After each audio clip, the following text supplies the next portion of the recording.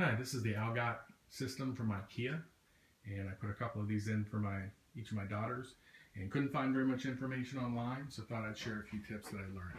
I'm going to go kind of quick because the first video ended up being way too long.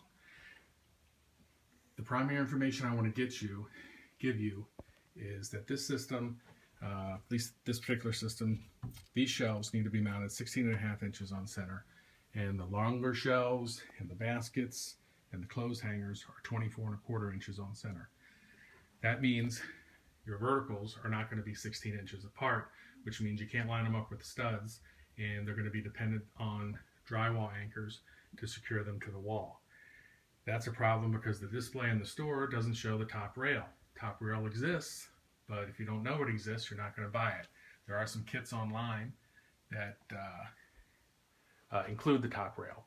But unfortunately, in our case, we had to end up making a second trip back to the store to get the top rail. Top rail has pre-drilled holes. They don't necessarily line up to the studs. No problem, just get a metal drill bit. Drill your own holes where the studs are. Use a stud finder, find where your studs are. Drill your own holes. You can see the original hole on the left and the hole I drilled on the right so that I could drill it into a stud. Now, you may not be able to always line up on a stud. Like that last one there in the center is probably just a drywall anchor. Then you need to get these verticals, which is what everything mounts to. Now, you are going to use drywall anchors for these because you're not going to be able to get those to line up on studs.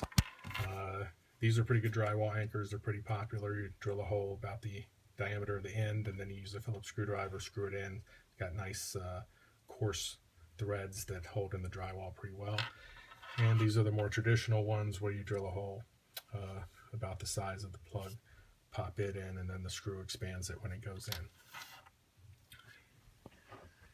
Hanging the verticals.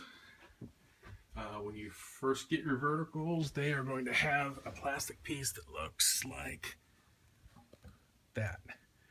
You're going to pop that out, and you're going to slide that plastic piece in. I can't remember what this comes with, if it comes with the verticals or the handrail, but just make sure you have them.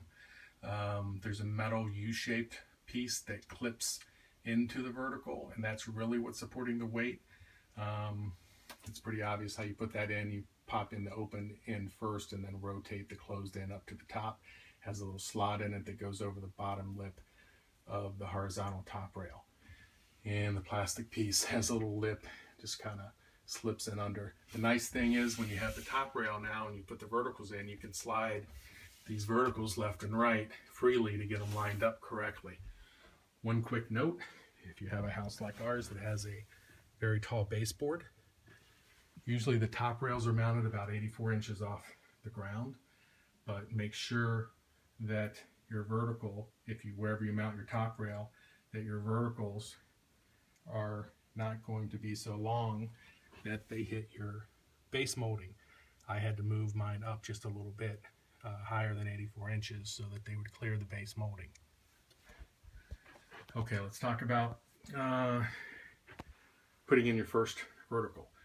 Just use a level and make sure it gets good in the perpendicular. Mark all your holes, slide it over, put in your drywall anchors, slide it back, put in your screws. Now that you have that as your start, you're going to have to make pretty good measurements for your second vertical. There is not a lot of room for error. These shelves and everything else has these very thin little hooks. You can see how tight this is. They're very close. They don't stick out very far from this. You don't have a lot of room to miss. They're shaped kind of like this. This plastic piece on top isn't there. Slide in and then you push it to the back. All these pieces have to be, when they're put in, pushed to the back so the plastic pieces can then go on. Simplest way to do is start at the top. The shorter shelves need to be 16.5 on center. So the easiest thing to do is just to take your tape measure at the top, lip it over the outside, and then measure 16.5 inches to the right side of your second rail. And then just kind of hold this in, tape measure down, and mark your screw hole. And you're going to work from top to bottom because this vertical might not necessarily hang exactly horizontal to your first piece. So you start at the top and you might need to swing this left and right a little bit as you go down. Just keep marking your holes.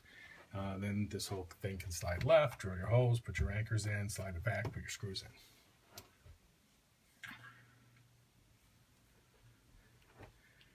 in. Baskets. Quick little thing on the baskets. They come with these two plastic corners that you have to put in yourself. You notice the front is mesh, so that wraps around. It actually overlaps right there. So I chose to put my plastic stoppers on the back on these two corners so that this little overlap is kind of hidden in the back if there's stuff in the drawer. There's just two plastic pieces, one on top, one on the bottom. Snap, snap, snap, three little snaps. They go together and they just keep this from coming out. If you have a choice, try to design your system so that your baskets and stuff are next to shelves. Shelves are very solid.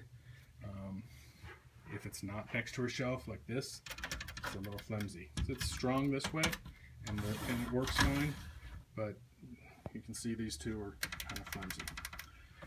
The shoe rack down here goes in the same way. The display in the store only shows one shoe rack, but you can actually fit two, one behind the other. Clothes hanger. Comes with this little tab here. If you're not going to have a shelf on top, that's how it comes. If you're going to have a shelf on top, you got to remove the little plastic piece.